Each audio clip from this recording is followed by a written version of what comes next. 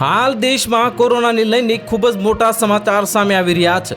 Corona વાયરસનો ફરી દેશમાં પ્રવેશ થઈ ગયો છે, જેના પર સ્વાસ્થ્ય મંત્રાલયની લઈને રાજ્ય સરકારો નજરમાં રાખી રહી છે। આ સોમવારે સ્વાસ્થ્ય મંત્રાલય તરફથી જાહેર કરવામાં આવેલ આંકડા અનુસાર કોરોનાથી સક્રિય કેસની સંખ્યા 1009 પહોંચી ગઈ છે, જેમાંથી 752 કેસની પુષ્ટિ તાજેતરમાં થઈ છે। છેલ્લા 2 સપ્તાહમાં આ આતંક જે 257 જણાવવામાં આવ્યો છે।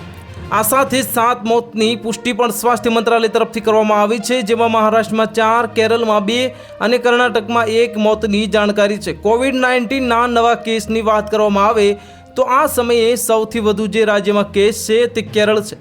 કેરળમાં સૌથી વધુ 430 સક્રિય કેસ નોંધાયેલા છે। મહારાષ્ટ્રમાં એક્ટિવ કેસ 209, દિલ્હીમાં 104, ગુજરાતમાં 83, તમિલનાડુમાં 69 અને કર્ણાટકમાં પણ 69 કેસ છે।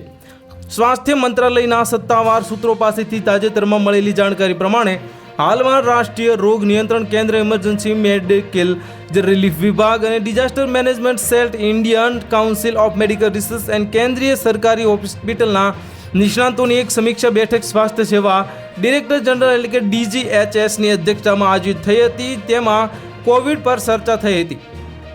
રાષ્ટ્રીય રાજધાની દિલ્હીમાં પણ કોરોનાના કેસ સતત વધી રહ્યા છે। દિલ્હીમાં કોરોનાના સક્રિય કેસની સંખ્યા 104 થઈ ગઈ છે। તાજેતરમાં દિલ્હીના સ્વાસ્થ્ય મંત્રીએ લોકોને ચિંતા ન કરવાની અપીલ કરી હતી। સ્વાસ્થ્ય મંત્રી ડૉક્ટર પંકજસિંહે કહ્યું છે કે આપણી હોસ્પિટલ દરેક સ્થિતિ માટે તૈયાર છે અને ઓક્સિજન સહિત તમામ વ્યવસ્થા તૈયાર છે।